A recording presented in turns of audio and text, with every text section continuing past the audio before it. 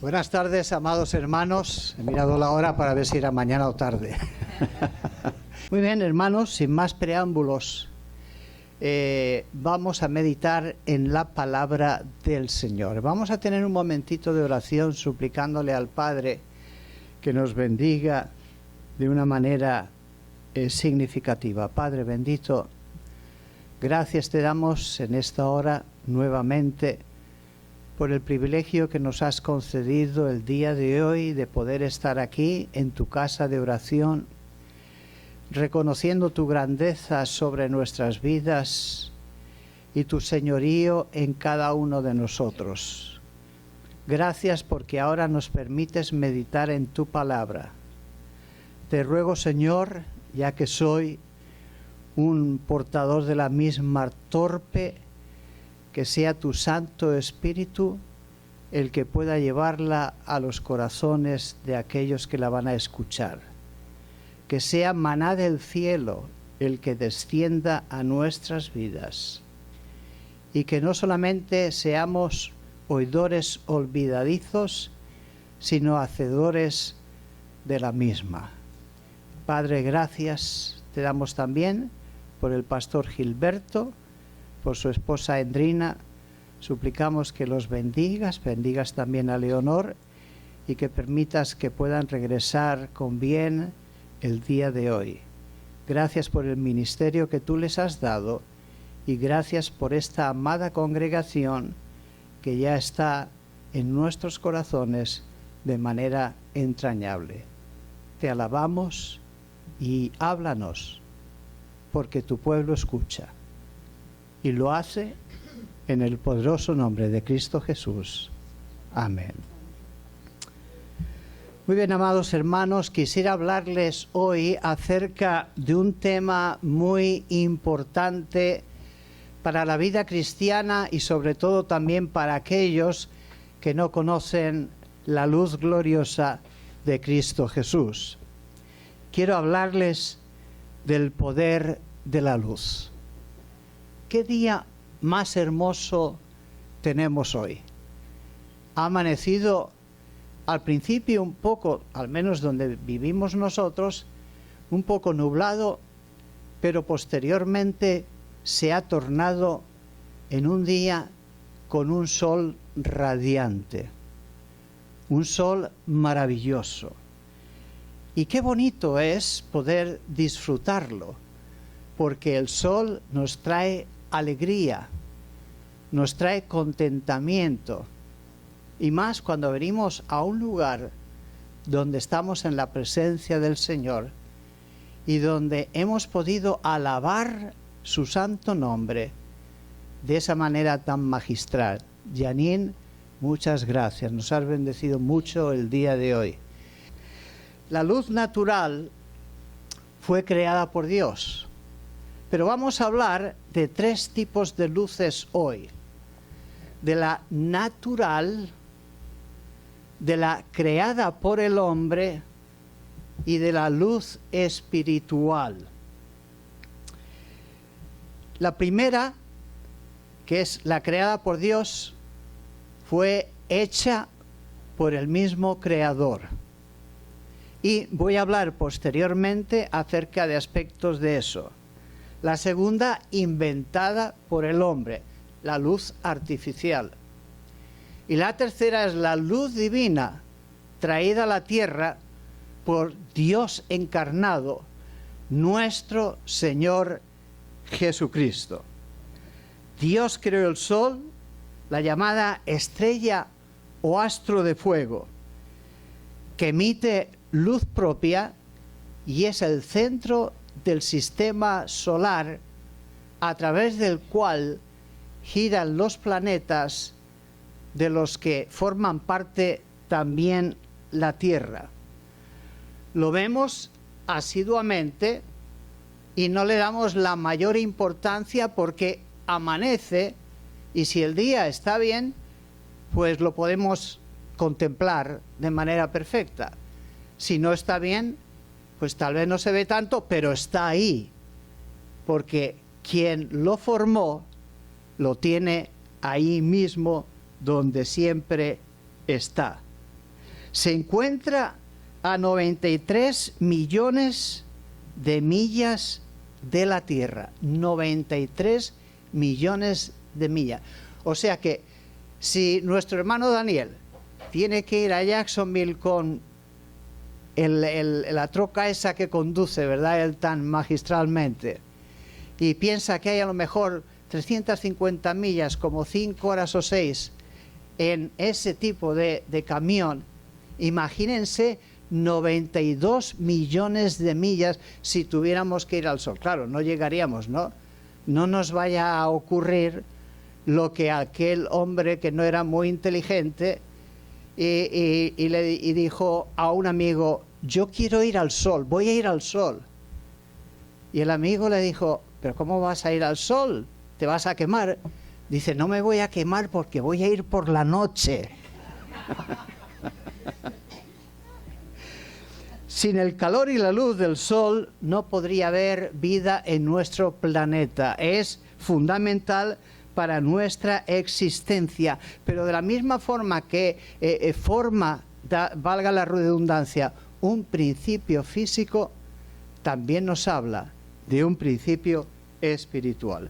Por eso vamos a hablar sobre la luz de 3 maneras o de 4 o 5 maneras distintas, dependiendo de lo que nos dé el tiempo. En principio, la luz acaba con el caos. Miren ustedes lo que dice el libro de Génesis. Si lo tienen ahí, busquen Génesis 1, del 1 al 5. Y ahí se nos narra la creación, pero especialmente los primeros pasos de la creación. Génesis 1, del 1 al 5, dice: en el principio creó Dios los cielos y la tierra estaba desordenada y vacía, y las tinieblas estaban sobre la faz del abismo, y el Espíritu de Dios se movía sobre la faz de las aguas. Escuchen esto, fíjense lo que dice el versículo 3. Y dijo Dios: sea la luz. Y fue la luz. Versículo 4. Y vio Dios que la luz era buena.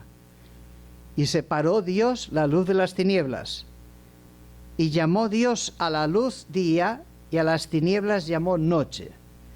Y fue la tarde y la mañana un día. Yo no sé, estoy convencido de que ustedes, sobre todo los creyentes, han leído un sinnúmero de veces este pasaje. Pero yo dudo que hayan reparado, que hayan pensado en algo muy importante que se dice aquí. Y es el hecho de que Dios, en su creación, las primeras palabras que dijo fueron: sea la luz. Las primeras palabras. Se nos narra cómo estaba el firmamento, pero que hablara el Señor, en las primeras palabras fueron precisamente en el versículo número 3. Y cuando dice sea la luz fue hecha. Ojalá nosotros pudiéramos decir que se pague la luz y que se pague sola, ¿verdad? Porque está tan cara ahora la luz eléctrica. Con ello desapareció el caos del mundo, porque el mundo estaba sumido en un caos total y absoluto. Se encontraba en tinieblas. Y es que las tinieblas producen una sensación horrible, porque no son parte del plan de Dios. Las tinieblas crean inquietud, sobrecogimiento. La oscuridad se manifiesta, y en el principio bíblico siempre la oscuridad significa pecado, falta de visión, alejamiento de Dios, caminar por senderos, por derroteros que son adversos a la voluntad divina y a todo lo que es Dios mismo, porque la luz refleja la misma esencia de Dios. O sea, que lo que estaba haciendo Dios no era solamente crear algo para que después se pudieran ver los seres humanos, etcétera, etcétera.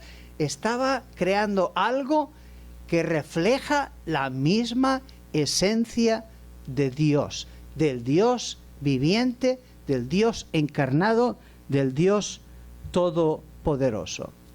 Y observen algo, que lo primero que creó Dios no fueron las plantas, la vegetación, los árboles, los animales, ni siquiera el hombre y la mujer.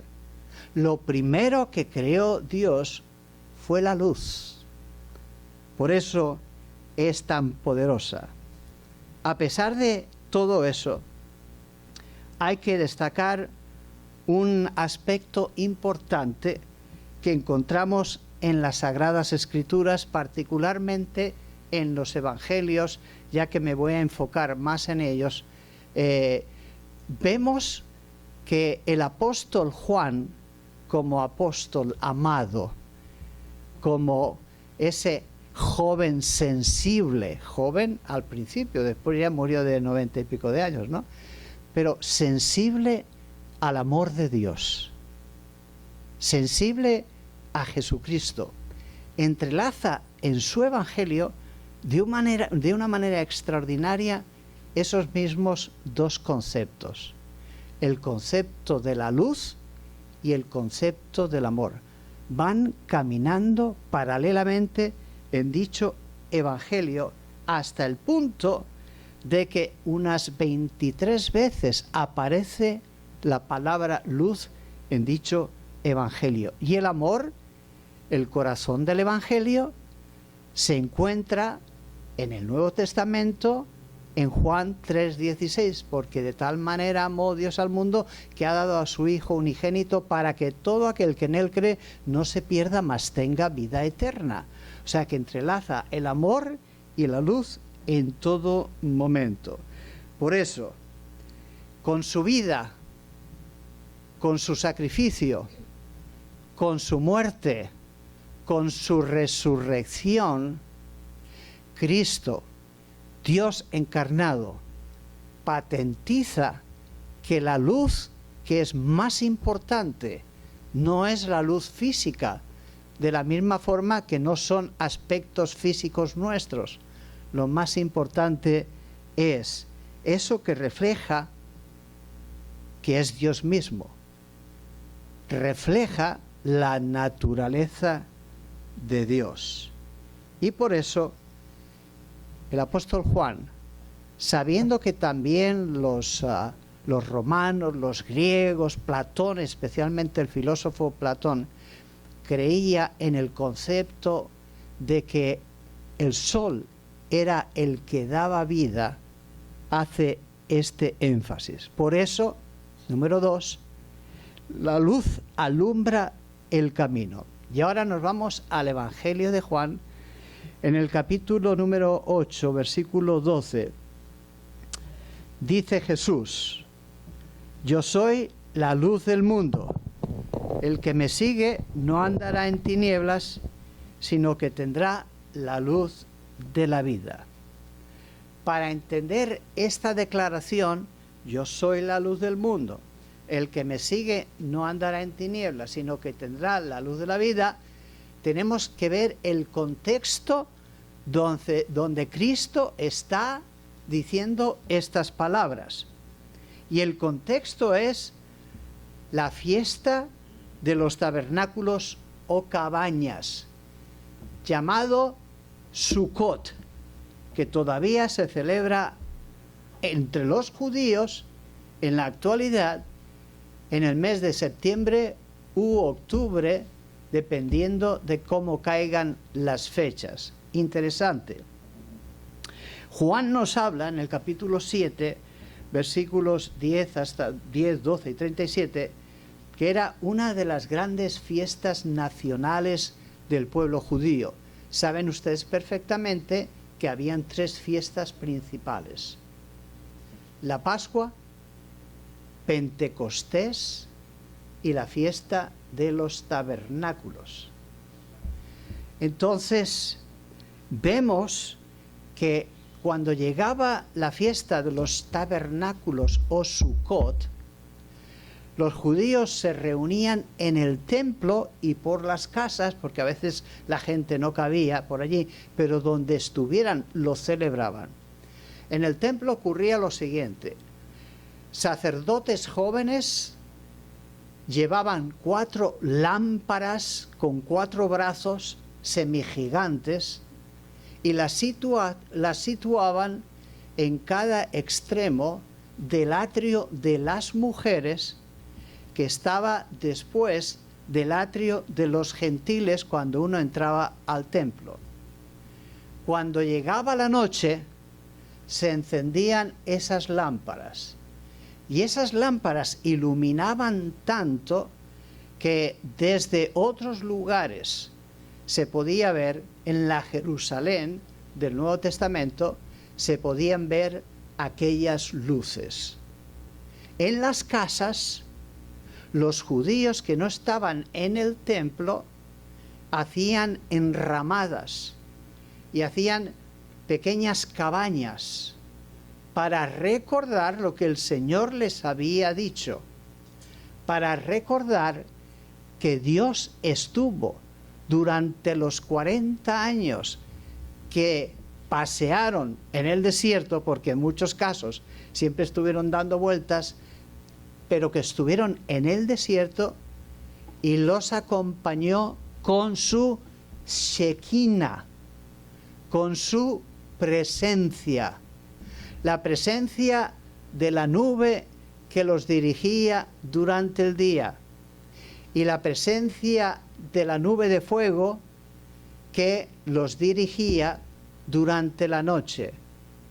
Esos elementos que simbolizaban la presencia de Dios en medio de su pueblo, los guiaba, por ejemplo, en la columna de nube, los llevaba durante el día.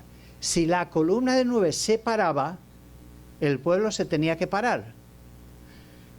Podía pararse por un día, por 2, por semanas, por un mes o 2 meses, hasta por un año, dice la palabra de Dios.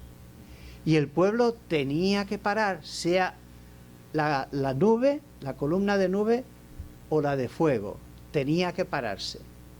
Allí montaban el tabernáculo ellos para continuar con su adoración como era habitual entre ellos.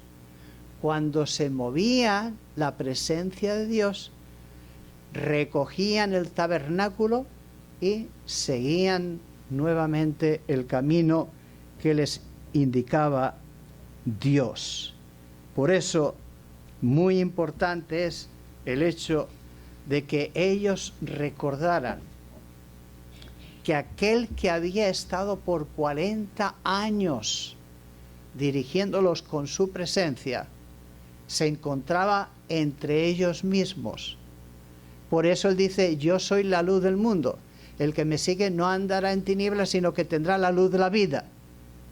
Y está diciendo, estas luces, la festividad duraba una semana, 7 días. Por la noche, cuando todo el mundo se iba, se apagaban las luces. Estas luces duran solamente unas horas durante el día y están 7 días encendidas.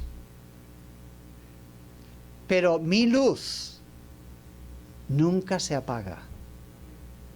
Mi luz os seguirá, os dirigirá siempre, si venís a mí.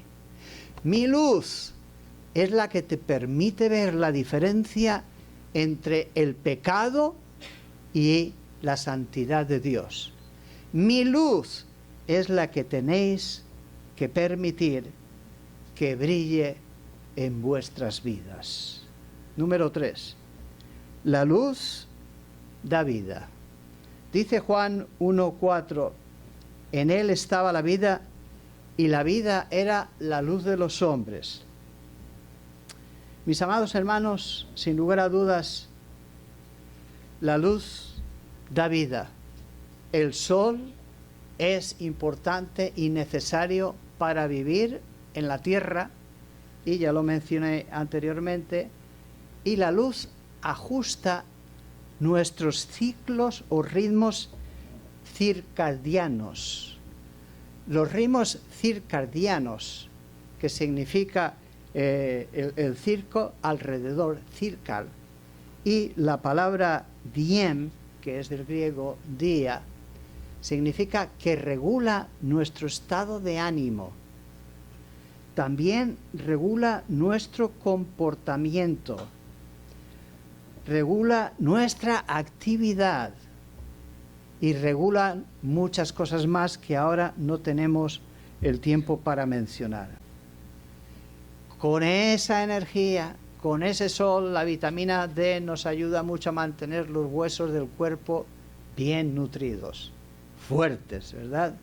Y también es esencial para los árboles, las plantas, por medio de la fotosíntesis, que es la alimentación por medio del sol para los elementos que acabamos de mencionar. Pero una de las curiosidades de la creación es que existen animales diurnos y animales nocturnos. Los diurnos se diferencian mucho de los nocturnos. Por ejemplo, el diurno tiene colores más atractivos, mucho más atractivos, colores de distintas maneras. El nocturno, lógicamente, como son los búhos, las lechuzas, los murciélagos, los grillos, son oscuros. Los animales diurnos tienen colores más atractivos que los otros y tienen una coloración que se llama procríptica, que es la que les permite confundirse con el medio ambiente que tienen, o lo que se llama técnicamente el mimetismo. Por ejemplo, un león que está siempre metido donde acechando a su presa y demás, se mezcla con la selva o donde se encuentre, y así muchos animales, inclusive animales pequeños, insectos que son diurnos, tienen colores muy atractivos, pero que son colores que les dicen a sus depredadores que son amargos y que no van a servir para nada en su alimentación. O sea, fíjense ustedes si lo que hace Dios, la creación de Dios, es maravillosa. Ahora, para que veamos la diferencia de vivir entre la luz y vivir en la oscuridad, les voy a poner un ejemplo de una ciudad en Alaska que se llama Ultriquid. Se encuentra aproximadamente a 330 millas al norte del Círculo Ártico y tiene el fenómeno que se llama fenómeno de la noche polar. Eso quiere decir que el día 19 de noviembre, de manera inmediata, desaparece el sol y no sale hasta el 23 de enero. O sea, 64 días de oscuridad continua. 64 días. ¿Ustedes se imaginan vivir así? Yo no me lo imagino. En los lugares donde no hay luz, además de esa ciudad, les puedo mencionar bastantes en el norte de Europa también, pero yo no me imagino vivir en la oscuridad. No me lo imagino. ¿Sabe por qué? Porque la gente se deprime. La gente que vive en lugares oscuros o sin tanto sol tienden a tener una actitud de depresión, se deprimen y en realidad algunos dicen que no vale la pena vivir así. Por eso, los que están apartados de la luz de Cristo, mis amados hermanos, viven de esa manera. Tristes, sin esperanza, en oscuridad, guiados por el pecado. Y aunque alguno diga, no, pero es que yo soy una buena persona, yo no hago mal a nadie, yo soy una persona correcta, pero si usted está alejado de Dios, usted está ciego espiritualmente hablando. Y en consecuencia, no puede disfrutar de las bondades del Todopoderoso manifestadas a través de la gracia divina, de la salvación de Cristo y de la esperanza que tenemos aquellos que creemos en Él, de que un día, si nos morimos, iremos directamente a morar con Él en la eternidad. Si Él viene esta noche, no lo sabemos, a por su iglesia, nosotros estaremos preparados. Pero ya que el que no conoce a Cristo, ya que el que no lo tiene en su corazón, qué desesperanza, ¿verdad? Qué inquietud. El otro día estaba viendo una felicitación de una persona que es familiar mía. Le felicitaba a otro familiar, le decía que el universo te bendiga, no sé qué, no sé cuántos. Que el universo, ¿qué universo? Si no te bendice Dios, si no te bendice Cristo, si no te bendice el Espíritu Santo, no hay nadie que te pueda bendecir. Yo puedo decir que Dios te bendiga, pero yo no te puedo bendecir en el sentido que dice la palabra divina, a no ser que quieran la bendición sacerdotal, pero que es simplemente una especie de fórmula que Dios ha dejado para bendecir a su pueblo. Pero la bendición es de Dios. Así es que para que seamos bendecidos, tenemos que estar en los caminos del Señor. Les voy a decir algo. Cuando Cristo vino y fue crucificado, sucedieron varias cosas. Por una parte, estaban sacrificando al Dios encarnado, perfecto, sin pecado, sin ningún reproche que hacerle. No ha habido otro, porque Él es Dios y en consecuencia no lo puede haber aquí en la tierra que sea perfecto. Estando en la cruz, la tierra durante 3 horas se hizo oscura. Desde la hora 6ª hasta la hora 9ª. Quiere decir, desde el mediodía, porque los judíos medían las horas desde las 6 de la mañana, así sucesivamente, desde el mediodía hasta las 3 de la tarde. En ese mismo momento, Satanás y sus huestes en el infierno comenzaron a preparar una fiesta. Creían que el Dios encarnado iba a sucumbir, iba a morir. Su plan salvífico no tendría ninguna posibilidad y ningún poder. De manera que cuando aquello sucedió, empezaron a frotarse las manos. Cristo llegó un momento en que dijo, tetelestai, consumado es. Y además, habiendo inclinado la cabeza, entregó su espíritu.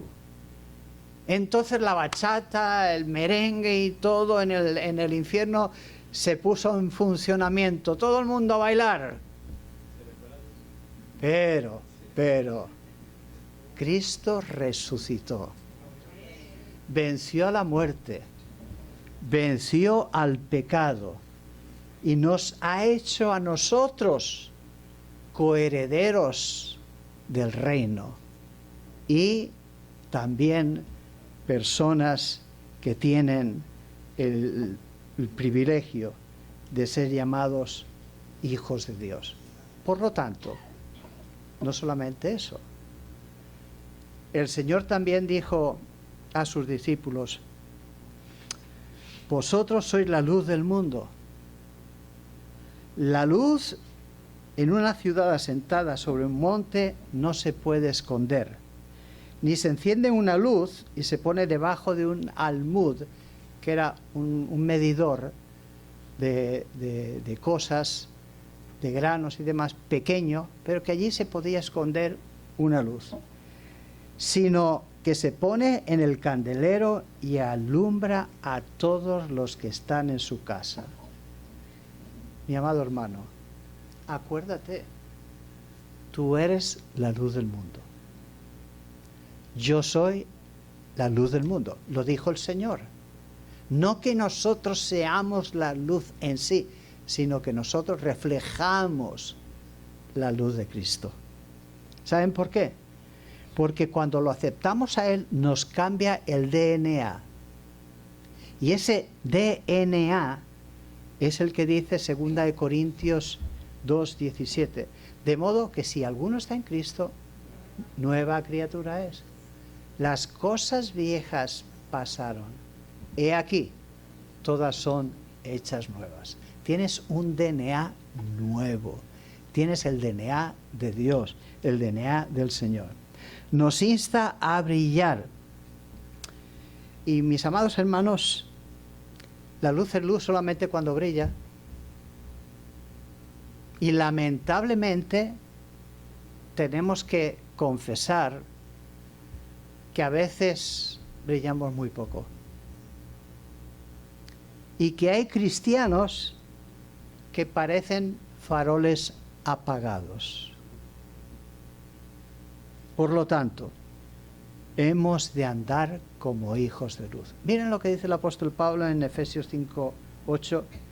Porque en otro tiempo erais tinieblas, mas ahora sois luz en el Señor. Andad como hijos de luz. Había un comerciante hindú que le preguntó a un misionero en la India: ¿qué te pones en la cara que brilla tanto? El misionero se quedó sorprendido. Dice: yo no me pongo nada. Sí. Yo he visto que los cristianos, he estado en Bombay, he estado en otras ciudades, que los cristianos tienen la cara que brillan mucho. Entonces el misionero reaccionó y dijo: ¿sabes lo que pasa? No es algo que nos ponemos fuera, es algo que tenemos dentro. Y es la luz de Cristo Jesús. Por eso, mis amados hermanos y amigos, de la misma forma que la tierra estaba desordenada y vacía, así estamos cuando no tenemos a Cristo en nuestra vida. Hasta que Él llega, si le abrimos nuestro corazón y dice: dame tu corazón y mira mis caminos.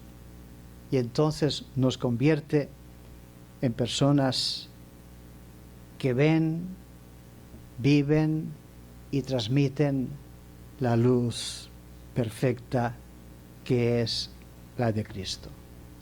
¿Quieres tú el día de hoy experimentar esa luz? ¿Quieres decirle al Señor: Señor, yo quiero de verdad ser dirigido por ti en todo momento? Yo quiero entregar mi vida. Mi vida no tiene sentido si no es contigo. ¿Ustedes creen que con un cuerpo con sistemas tan perfectos como tenemos, el corazón, el estómago, los pulmones, los riñones, el hígado, ¿ustedes creen que eso es producto de la casualidad o que descendemos del mono, como dicen algunos? Que serán ellos, pero yo no desciendo ni del árbol. No descendemos de un mono. El Señor nos ha hecho y nos ha creado para su gloria. Vamos a cerrar nuestros ojos. Yo quiero hacerte una invitación el día de hoy, alma querida. El Señor Jesús dijo: yo soy la luz del mundo, el que me sigue no andará en tinieblas, sino que tendrá la luz de la vida. Tú has escuchado el mensaje del día de hoy. No estás aquí por casualidad. Dios te ha traído con un propósito. ¿Quieres abrirle tu corazón a Cristo? ¿Quieres decirle: Señor, yo quiero tu luz, yo no quiero caminar en tinieblas? Yo quiero saber por qué camino voy, porque tú me diriges, tú me llevas a buen puerto. Si es así, levanta tu mano y oraremos por ti. ¿Habrá alguien aquí el día de hoy que quiera aceptar a Cristo? Que le dice sí al Señor y no al mundo, al pecado. Si es así, levanta tu mano. Oraremos por ti. No te preocupes, no tienes que tener vergüenza. Esta es la familia de Dios. ¿Habrá alguien que quiera aceptar a Cristo el día de hoy? Si no es así, hermanos, recuerden que la luz acaba con el caos, alumbra el camino, da vida, vence a las tinieblas, y que el cristiano es la luz del mundo. Que el Señor los bendiga, que pasen una semana muy hermosa.